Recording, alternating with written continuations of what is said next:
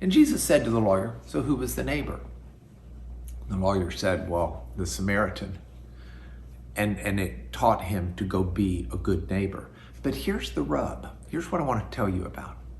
It taught him to be a good neighbor with the people who are on his path that need his help. As we are walking through life, God will put in our path people we need to help. We don't have to go out looking for those people. We need to pray that God will open our eyes. We need to pray that God will put people in our path. But when he does, we need to help them. And then the fourth are people who hear about God and they get it. They understand it enough to alter their lives and to put their lives in on it. And these are people who aren't in the other three camps. And so first of all, they get it, unlike people who are just on the path where it just runs off their back like water off a duck. This is different than the people who are so shallow that they don't have any roots. These are people, when persecution and tribulation comes, they get deeper into their faith, deeper into trusting God instead of running from it. And these are people who see the world and see riches, but don't see them as something that's an end to themselves. Instead, see them as tools to help in the kingdom. In other words, if God gives you resources, he gives you resources to use for kingdom work. The kingdom comes first.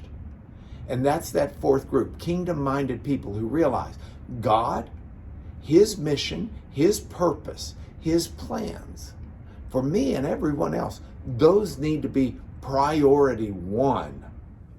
And one of them turns around, praising God, runs and jumps at Jesus' feet and bows before him, thanking him profusely.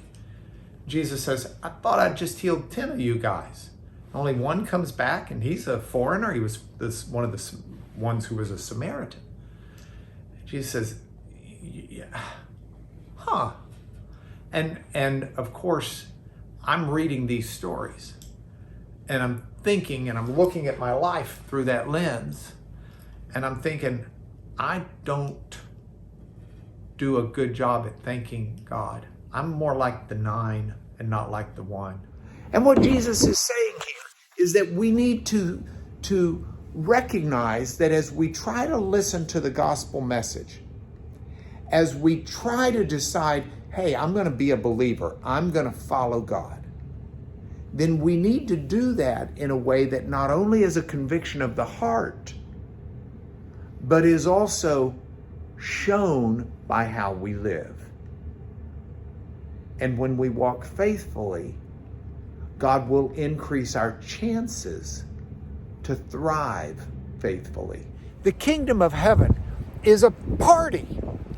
And you say, yeah, but God says don't do this and don't do that and don't do this and don't do that. What people need to understand is God gives us those instructions to help us live the happy, full life that we can live.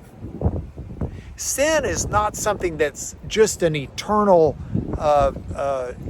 difficulty, transgression of God's character. Sin is actually something that's disruptive to us. It fouls us up. It will bring misery upon us. You will reap what you sow. And the fruit of sin is not a good fruit. So what the kingdom of heaven is, what life as a believer is not something that's filled with persimmons and sour fruit. It's a party. It's a festival. And the sad part is God throws this great festival, and people who are invited say, I don't want to have anything to do with that. And they miss out on the party of a lifetime.